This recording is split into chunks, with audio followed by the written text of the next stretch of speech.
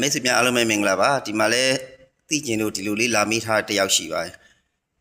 မိတ်ဆွေမေးသလိုကျွန်တော်စီကိုအရင်တော့နီပိတ်တီလဲလာပြောဘူးတာရှိပါတယ်ကျွန်တော်အဲ့ဒါရှင်းပြဖို့တဲ့ဗီဒီယိုလည်းရှိပါတယ်အခုတော့ဒါမိတ်ဆွေကိုပြန်ပြီးဖြေချပေးရရင်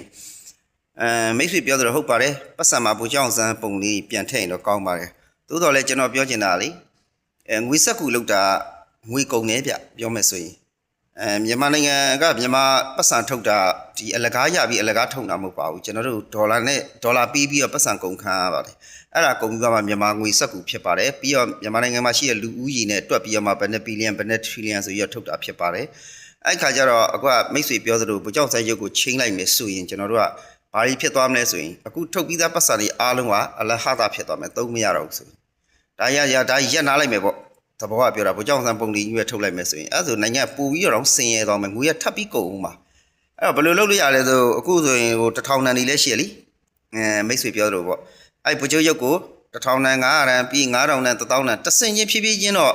ပြန်ပြောင်းလဲရင်ရနိုင်ပါတယ်ဒါလေးတော့ပြောပြချင်ပါတယ်နောက်တစ်ခုကငွေဆက်ကူကိုဒီဟိုနေရီးမစုအောင်လုပ်ဖို့ဆိုတာ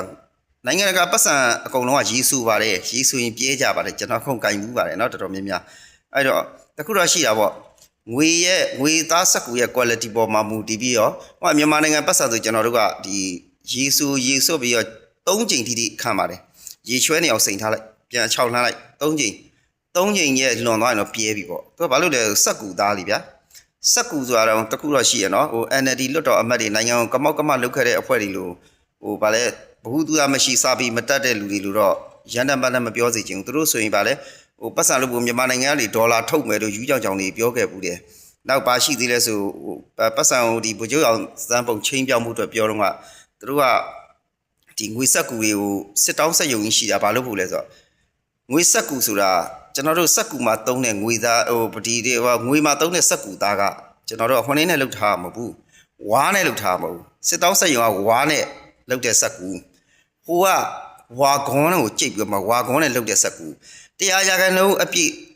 ဝါခွန်းနဲ့သုံးတဲ့ဆက်ကူရှိတယ်85ရာခိုင်နှုန်းနဲ့သုံးတဲ့ဆက်ကူရှိတယ်50ရာခိုင်နှုန်းသုံးတဲ့ဆက်ကူတယ်မြန်မာနိုင်ငံရဲ့ဆက်ကူအမျိုးသားတွေ85ရာခိုင်နှုန်းဝါခွန်းဖြစ်ပါတယ်ကျန်တာရောဆက်ပစ္စည်းပေါ့နော်